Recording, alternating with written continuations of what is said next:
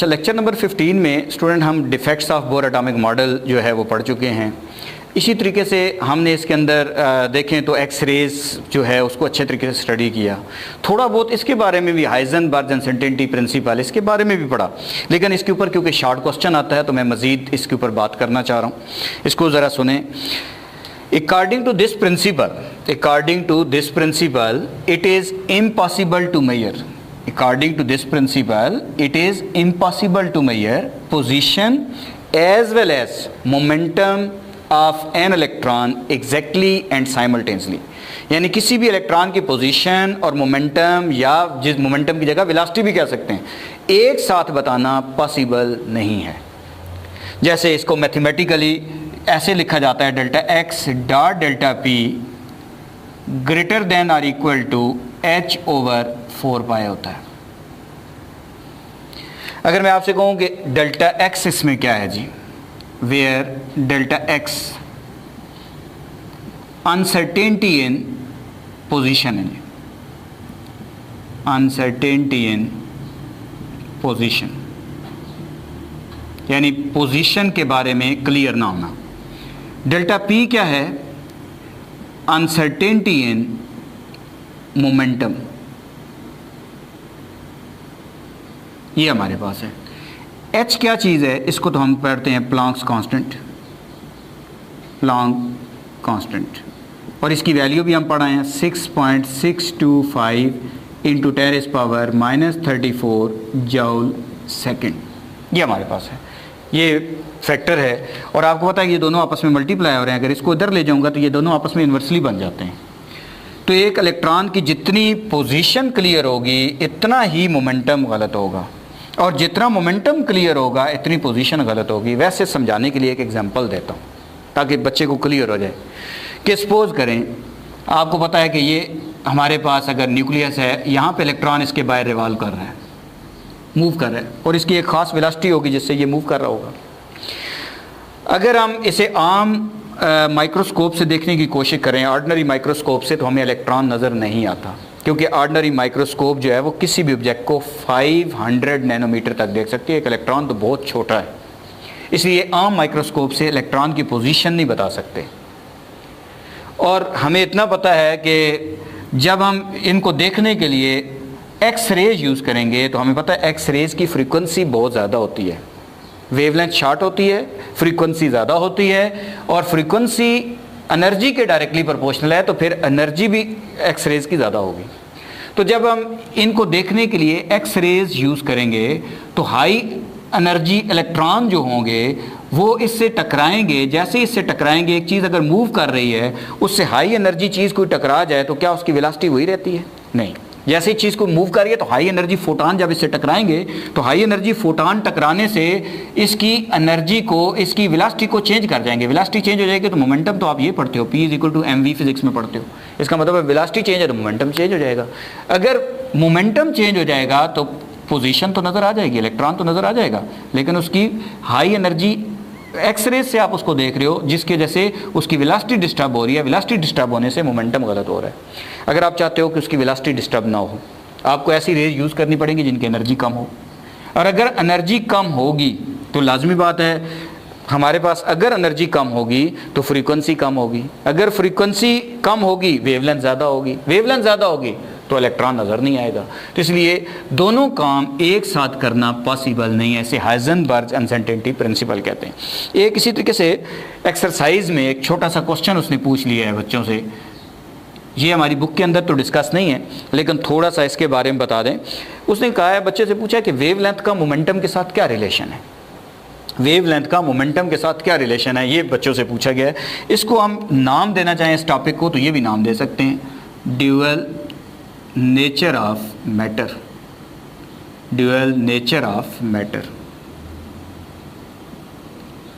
या इसको एक और नाम दे सकते हैं डी ब्रोगले वेवलेंथ। जैसे हम कहते हैं ना कि light has dual nature, light की दो नेचर है, लाइट को पार्टिकल्स भी कह सकते हैं, लाइट को वेव भी कह सकते हैं। इसी तरीके से जो इलेक्ट्रॉन है ना उसकी भी ड्यूल नेचर है। जो हमारे पास स्मॉल मूविंग पार्टिकल्स हैं जो आम आँख से नज़र नहीं आते, उनकी भी ड्यूअल नेचर है। इसी तरीके से ड्यूअल नेचर इस साइंटिस्ट ने 1924 के अंदर ये एक्सप्लेन किया कि उसने कहा कि इलेक्ट्रॉन्स को आप पार्टिकल्स भी कह सकते हो और इलेक्ट्रॉन को आप वेव भी कह सकते हो। इसके लिए उसने एक इक्वेशन ड्राइव की जिसमें उसने दो साइंटिस्ट की मैथमेटिकल रिलेशन लगाए, एक आइंस्टाइन का और एक उसने प्लांक्स का, दोनों को रिलेशन को जोड़ के एक फाइनल इक्वेशन वो उसने ड्राइव की। वो lambda is equal to h over m v होता है, और एम वी जो है हमें पता है कि ये मोमेंटम है, एच ओवर पी भी लिख सकता हूँ। एच प्लांक्स कांस्टेंट है, पी मोमेंटम है, तो wavelength is inversely proportional to momentum. तो ये आपका क्वेश्चन भी क्लियर है कि वेव लेंथ मोमेंटम के इन्वर्सली प्रोपोर्शनल होती है। अब बच्चों एक मोस्ट इंपॉर्टेंट क्वेश्चन की तरफ हम जा रहे हैं और वो हमारे पास है क्वांटम नंबर्स। मैं अक्सर बच्चों से ये बात करता हूँ कि अगर आपको एटॉमिक स्ट्रक्चर समझना है तो सबसे पहले आपको क्वांटम नंबर्स आना चाहिए। क्वांटम नंबर के ऊपर अगर आपकी ग्रिप बहुत अच्छी है तो आपको ये एटॉमिक स्ट्रक्चर अच्छा समझ आ सकता है। तो कोशिश करनी है कि आप फोकस करें और एनर्जी के साथ बैठें। अब हमारे पास इसमें टॉपिक है क्वांटम नंबर्स। क्वांटम नंबर्स, ये लॉन्ग क्वेश्चन भी अक्सर पेपर में आया होता है और ये इम्पॉर्टेंट भी है। इस कंसेप्ट असल में पूरे एटॉमिक स्ट्रक्चर इसके ऊपर डिपेंड करता है। एटॉमिक स्ट्रक्चर के सारे कंसेप्ट इसके अंदर मौजूद भी हैं। तो अगर मैं आपसे कहूँ कि हमारे पास ये क्वांटम नंबर्स क्या है, तो आप कहते हैं set of numbers, set of numbers which are used to explain behavior of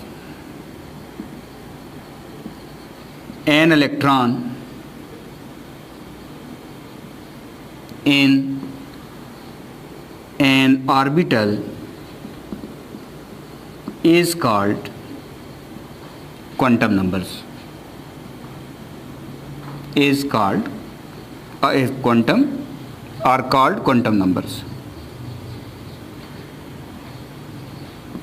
ये हमारे पास है, यानी आसान वर्डिंग में ये कह सकता हूँ कि ये सेट ऑफ नंबर है जो किसी भी इलेक्ट्रॉन का बिहेवियर एक्सप्लेन करने के लिए यूज़ किया जाता है। यानी मैं आसान वर्डिंग में समझाना चाहूँ तो क्वांटम नंबर्स क्या हैं। जैसे हम एक पर्सन के बारे में जानना चाहते हैं कि एक कोई भी बंदा है उसके बारे में जानना चाहते हैं, तो सबसे पहले क्या पता होना चाहिए, हमें उसका कंट्री का नाम पता होना चाहिए, वो किस कंट्री में रहता है। अगर हमें उसकी कंट्री का नाम पता है तो फिर हमें पता होना चाहिए कि वो उस कंट्री के किस सिटी में रहता है, किस शहर में रहता है। अगर उसके शहर का नाम हमें पता है तो फिर हमें उसका सेक्टर पता होना चाहिए कि वो किस सेक्टर में रहता है। जब हमें सेक्टर का पता चल जाता है तो फिर हमें उसका स्ट्रीट नंबर पता होना चाहिए, और अगर स्ट्रीट नंबर पता चल जाए तो उसके बाद हमें उसका हाउस नंबर पता चलना चाहिए, और अगर हमें उसका हाउस नंबर पता चल जाता है तो हम उसके घर पहुंच जाते हैं। तो ये जो क्वांटम नंबर्स हैं ये आपको किसी भी इलेक्ट्रॉन का बिहेवियर एक्सप्लेन करेंगे, और आप देखेंगे कि कोई भी इलेक्ट्रॉन किस शेल में है, अच्छा उसके अंदर किस सब शेल में है, उसमें वो उसकी एनर्जी कितनी है, वो क्लॉकवाइज रोटेट कर रहा है, एंटी क्लॉकवाइज रोटेट कर रहा है, कंप्लीट बिहेवियर एक्सप्लेन हम करेंगे। इन नंबर्स को हम क्वांटम नंबर्स कहते हैं।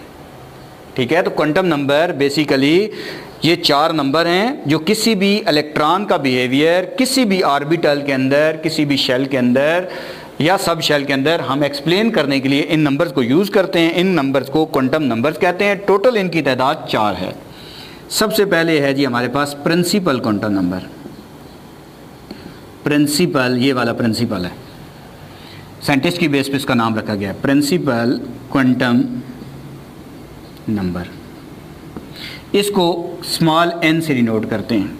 सेकंड हमारे पास है azimuthal quantum number, azimuthal quantum number, और इसको स्मॉल l से डिनोट करते हैं।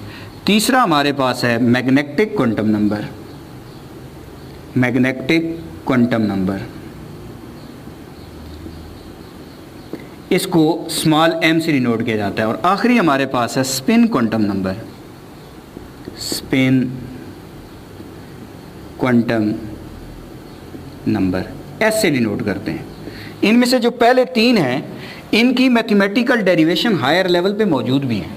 इनको बाकायदा ड्राइव किया गया है और उस इक्वेशन को कहते हैं श्रोडिंगर वेव इक्वेशन,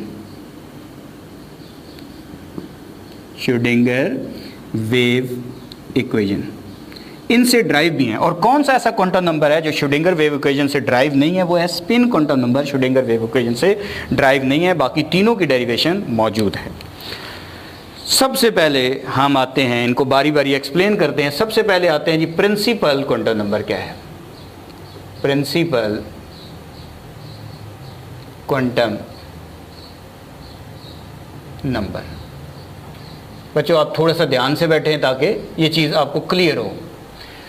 देखो principal quantum number basically behaviour of shell बताता है, यानी शेल के अंदर किसी इलेक्ट्रॉन का बिहेवियर। अगर मैं कहूँ ना शेल के बारे में कौन सा ऐसा क्वांटम नंबर है जो शेल की इन्फॉर्मेशन देता है, तो आप कहेंगे प्रिंसिपल। लेकिन अगर मैं आपसे कहूँ कि जो सब शेल, जिसको आप सब शेल भी कहते हैं, जिनको आप ऑर्बिटल्स भी कहते हैं, उनका बिहेवियर किससे एक्सप्लेन होता है? उनको ऑर्बिटल का बिहेवियर एक्सप्लेन करने के लिए एजीम्यूथल क्वांटम नंबर यूज़ होता है, जबकि ऑर्बिट या शेल का बिहेवियर एक्सप्लेन करने के लिए प्रिंसिपल क्वांटम नंबर यूज़ होता है। तो शेल के बारे में ये हमें इन्फॉर्मेशन देगा। हमें पता है it is denoted by N, N से इसको डिनोट करते हैं और एन की वैल्यू 1 हो सकती है, 2 हो सकती है, 3 हो सकती है, 4 एंड सो ऑन। इसको एन से डिनोट करते हैं और एन की वैल्यू मुख्तलिफ हो सकती है। ये हमें मुख्तलिफ बातें बताता है। नंबर 1, अगर मुझे एन की वैल्यू पता हो तो मैं सबसे पहले नेचर ऑफ शेल बता सकता हूँ, नेचर ऑफ शेल बता सकता हूँ, उस शेल की नेचर बता सकता हूँ, यानी उस शेल का नाम बता सकता हूँ। सेकेंड, अगर मेरे पास एन की वैल्यू मौजूद है तो मैं इसी में number of electron in shell भी बता सकता हूँ, number of electron in shell, उस शेल के अंदर कितने इलेक्ट्रॉन है ये भी बता सकता हूँ। नंबर 3, अगर मुझे एन की वैल्यू गिवन है और मुझसे एनर्जी का सवाल किया जाता है तो मैं एनर्जी ऑफ शेल भी बता सकता हूँ, एनर्जी ऑफ शेल या ऑर्बिट, उसकी एनर्जी बता सकता हूँ। नेक्स्ट, अगर मेरे पास एन की वैल्यू गिवन है तो मैं साइज़ ऑफ ऑर्बिट या साइज़ ऑफ शेल बता सकता हूँ। जैसे मैं कहता हूँ इनको ज़रा एक्सप्लेन करें, ये कैसे एक्सप्लेन होंगे?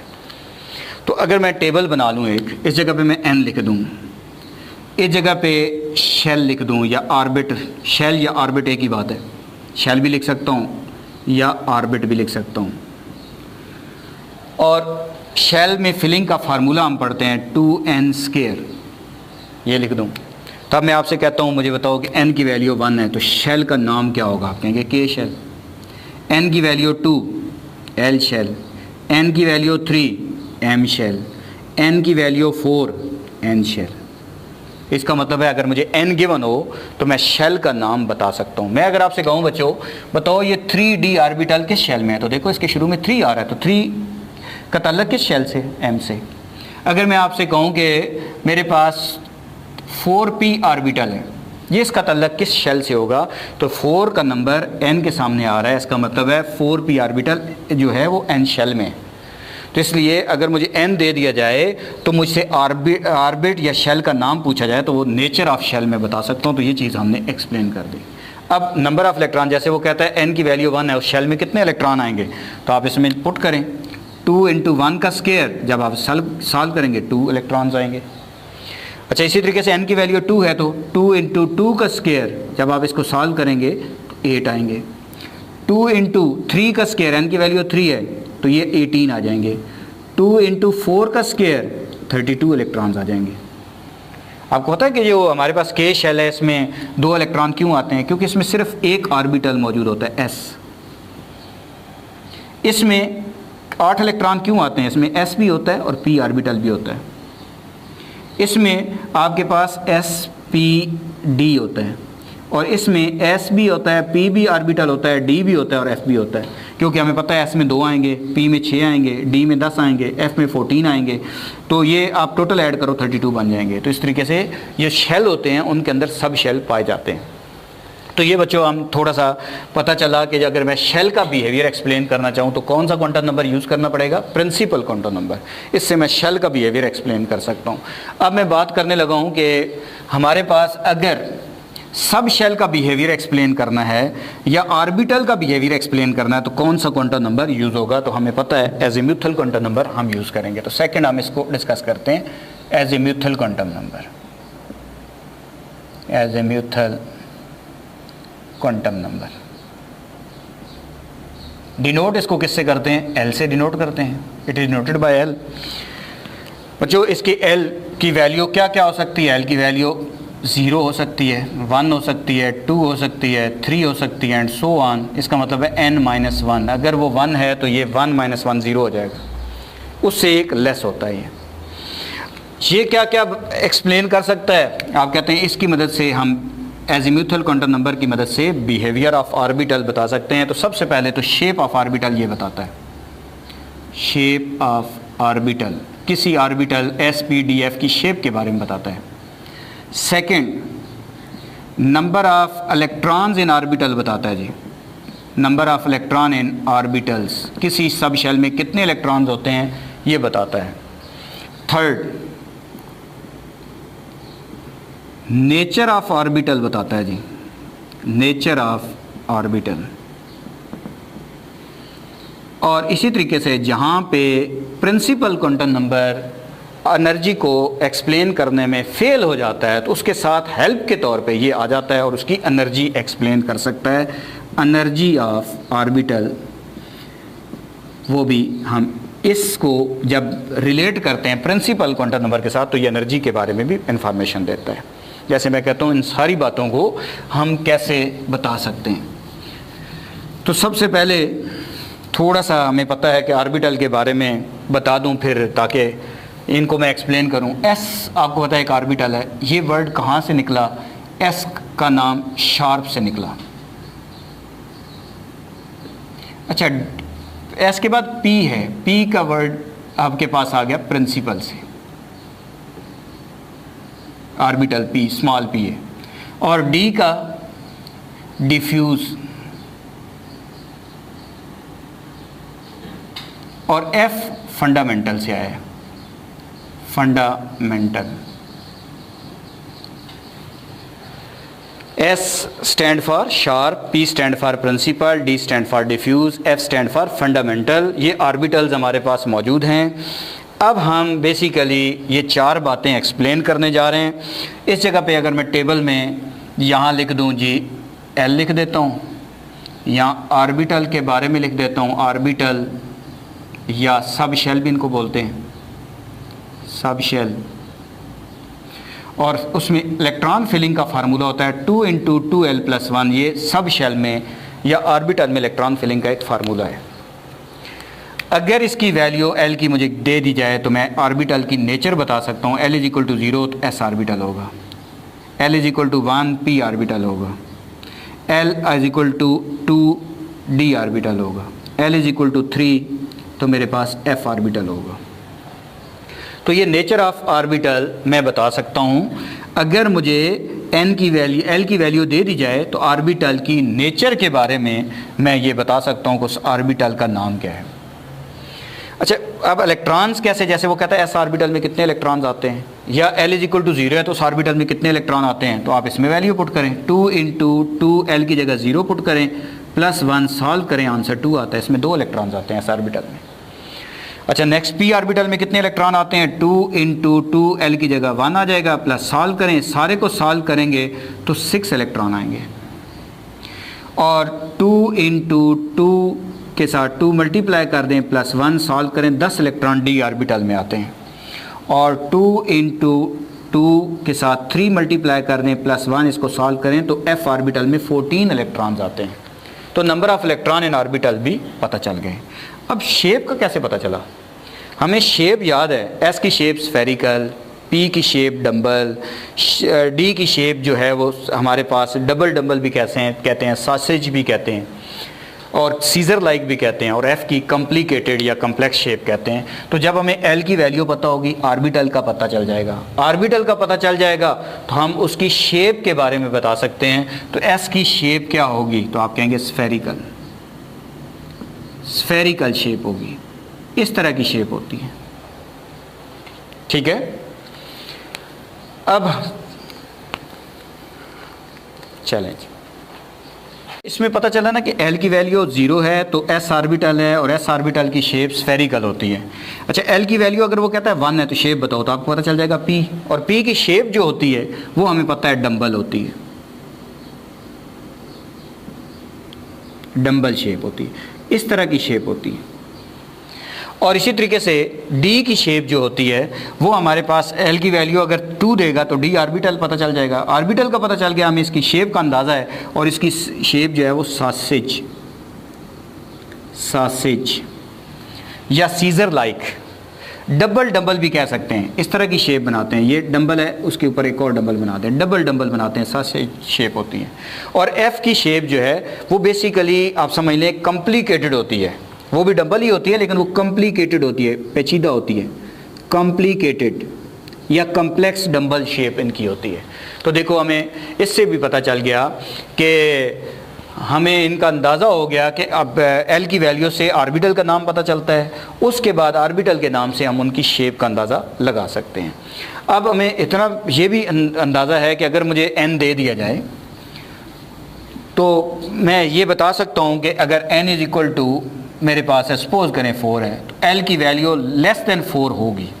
लेस देन 4 क्या क्या हो सकते हैं? L की वैल्यू 0 भी हो सकती है, 1 भी हो सकती है, 2 भी हो सकती है और 3 भी हो सकती है। इसका मतलब है ये हमारे पास S भी हो सकता है। अच्छा, इसी तरीके से हमें P की फॉर्म में भी हो सकता है, D की फॉर्म में भी हो सकता है। यानी हम कह सकते हैं कि L इज इक्वल टू हमारे पास अगर 4 है तो इसके अंदर से मुख्तलिफ ऑर्बिटल्स n के शेल उसका पता चल गया, तो ऑर्बिटल हम उसके बता सकते हैं कि इसके अंदर ये चीज़ें इसके अंदर आ सकती हैं। तो हम L की वैल्यू उससे लेस होनी चाहिए। नेक्स्ट हमारे पास है जी मैग्नेटिक क्वांटम नंबर पे आते हैं। मैग्नेटिक क्वांटम नंबर ये हमें क्या बताता है? मैग्नेटिक क्वांटम नंबर ये हमें इसे m से डिनोट करते हैं, और इसमें हमें याद रखना है m की वैल्यू L की तरह ही होती हैं, 0 +1 -1, वहाँ प्लस माइनस नहीं आ रहे थे, +2 -2, और L की वैल्यू +3 -3 m की वैल्यू हो सकती है, और सो ऑन। L की वैल्यू के साथ प्लस माइनस लगा दें तो m बन जाता है। m की वैल्यू एजीम्यूथल क्वांटम नंबर की तरह देखो 0 1 2 3 हो सकती है, लेकिन ये 0 के साथ तो प्लस माइनस नहीं आएगा, बाकी सब के साथ प्लस माइनस आ सकता है। बेसिकली तो ये हमें डिफ्लेक्शन इन मैग्नेटिक फील्ड बताता है। यानी हम कह सकते हैं कि इसमें हम दो चीज़ों को डिस्कस करेंगे। एक तो हमें पहले मैग्नेटिक क्वांटम नंबर से पता चल जाएगा orientation of orbital in magnetic field. ये थोड़ी सी मुश्किल बात है, बच्चे को मुश्किल लग रही होती है। Orientation in of orbital in magnetic field का मतलब ये है कि कोई भी ऑर्बिटल मैग्नेटिक फील्ड में कितनी डायरेक्शन में डिफ्लेक्ट होगा, ये हम बता सकते हैं। Second, number of degenerate orbital बता सकते हैं, नंबर ऑफ डीजेनरेट ऑर्बिटल्स। यानी जैसे P के हम पढ़ते हैं PX, PY, PZ, उसके डीजेनरेट ऑर्बिटल हैं, फर्दर डिवीजन है, तो ये हमें इन चीज़ों के बारे में भी बताता है। जैसे अभी हम इसको तो देखते हैं कि हमें ये चीज़ें कैसे पता चल रही हैं। तो सबसे पहले अगर मैं यहाँ पे इस जगह पे लिख दूँ ऑर्बिटल,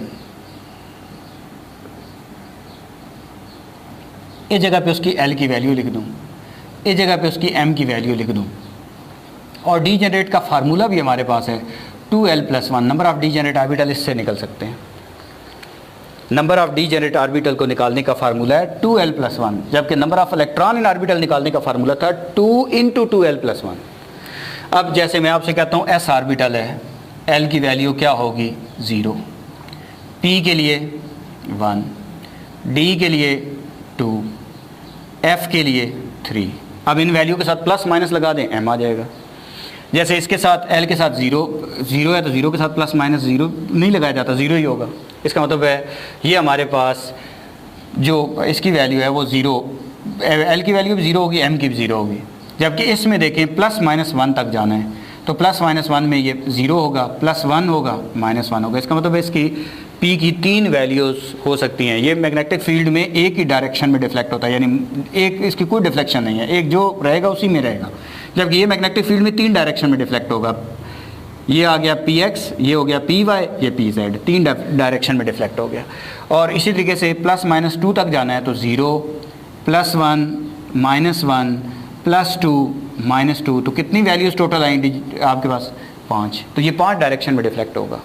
और इसी तरीके से नेक्स्ट हमारे पास है, ये कितनी डायरेक्शन में डिफ्लेक्ट होगा? ये आपके पास जो डिफ्लेक्ट होगा वो बेसिकली 7 डायरेक्शन में डिफ्लेक्ट होगा, -2 और -3 तक चलते जाएंगे। तो हमारे पास यहाँ पे number of deflection, number of digit एक डायरेक्शन में डिफ्लेक्ट होगा, नंबर ऑफ़ डिजिट 3 डायरेक्शन में डिफ्लेक्ट होगा, 1 2 3 4 5 डायरेक्शन में डिफ्लेक्ट होगा। यहाँ वैल्यूज़ 1 2 3 4 5 6 7, तो ये 7 डायरेक्शन में डिफ्लेक्ट होगा। Number of degenerate orbital in deflection को ही तो बोलते हैं। तो इसलिए नंबर ऑफ़ डीजेनरेट ऑर्बिटल में निकालना चाहता हूँ तो मैं कहता हूँ एस ऑर्बिटल के डीजेनरेट ऑर्बिटल निकालें तो 2 इंटू एस के लिए 0 प्लस 1 सॉल्व करें, आंसर 1 आएगा। एक ही डीजेनरेट ऑर्बिटल होता है। अब पी के लिए निकालें तो आप कहते हैं जी 2 इंटू 1 प्लस 1, इसको सॉल्व करें 3, इसलिए हम पढ़ते हैं पी के पी एक्स होता है, पी वाई होता है, पी जेड होता है।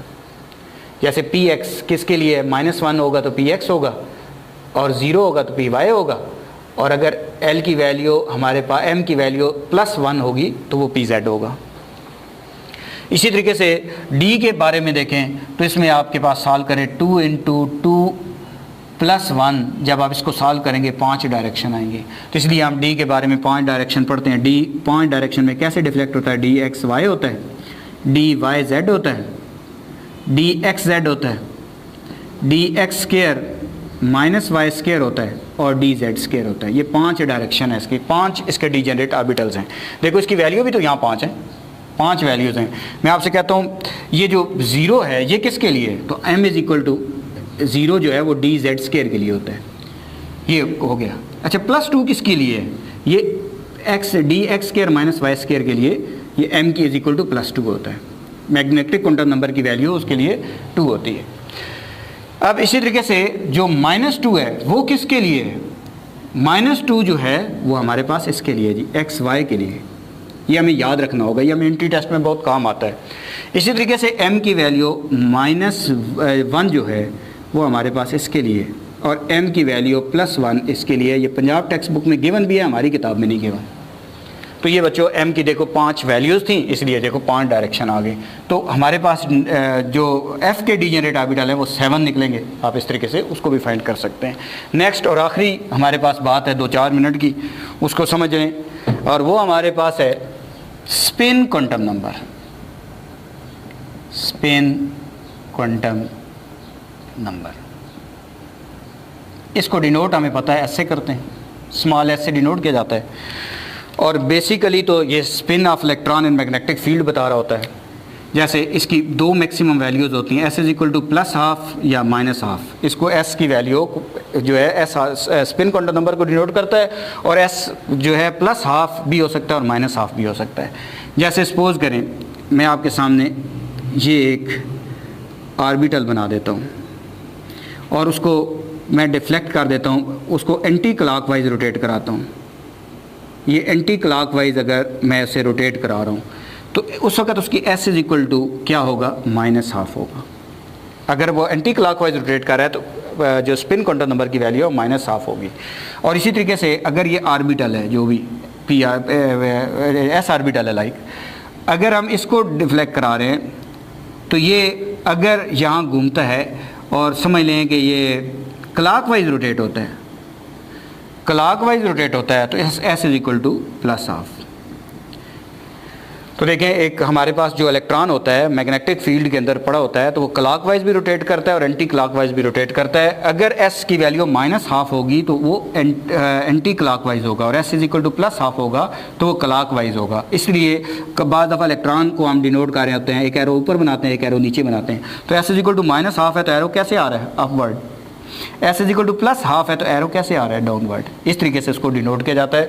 एक छोटा सा क्वेश्चन आपसे पूछता हूँ, जैसे अगर मैं आपसे कहूँ कि मैं आपको n की वैल्यू दे देता हूँ बच्चे। n इज इक्वल टू 4 है, l इज इक्वल टू 2 है और m इज इक्वल टू 0 है सपोज करें, s इज इक्वल टू -½ है। एक तो मुझे बताओ ये इलेक्ट्रॉन के शेल में, दूसरा ये मुझे बताओ कि ये उस शेल के कौन से सब शेल में है। तो आप शेल कैसे पता चलेगा, n इज इक्वल टू 1 होता k शेल, 2 होता l शेल, 3 होता l शेल, 4 होता तो n शेल। तो आप इसका शेल तो नाम बता दोगे, इसका शेल होगा जी n, क्योंकि इसकी n की वैल्यू 4 है। तो शेल का नाम तो हमें पता चल गया, इसका शेल n है। अब इस शेल के अंदर लाजमी बात है, हमने पढ़ा है s भी होगा, p भी होगा, d भी होगा और f भी हो सकता है। अब ज़रा देखते हैं, तो इसको शुरू में लिख देंगे 4। अगर यहाँ मैं आपको 0 देता, आप इसके साथ s लिख देते, 1 देता, आप इसके साथ p लिख देते। l की वैल्यू 2 है, l की वैल्यू 2 आपने पढ़ी हुई है, d के लिए होती है, 4d हो गया। और d ऑर्बिटल के लिए आपको पता है, d ऑर्बिटल के लिए m की वैल्यू हमने पढ़ी है, 0 +1 -1 +2 -2 +3 -3 हो सकती है। तो इस d के लिए, तो अब d के लिए 0 की वैल्यू मैंने अभी आपके सामने लिखी है। d 0 किसके लिए था जी, यहाँ पे, इसका मतलब है dz² होगा, इसका डीजेनरेट ऑर्बिटल होगा 4dz²। और s इज इक्वल टू -½ लिखा है, तो -½ अभी लिखा हुआ है, और उसकी स्पिन कैसे होगी, अपवर्ड। तो ये बच्चों ऐसे करके मल्टीपल चॉइस एंट्री टेस्ट में काम आ जाते हैं। तो मज़ीद इंशाल्लाह कहीं पे टाइम मिला तो इसको हम आपस में भी डिस्कस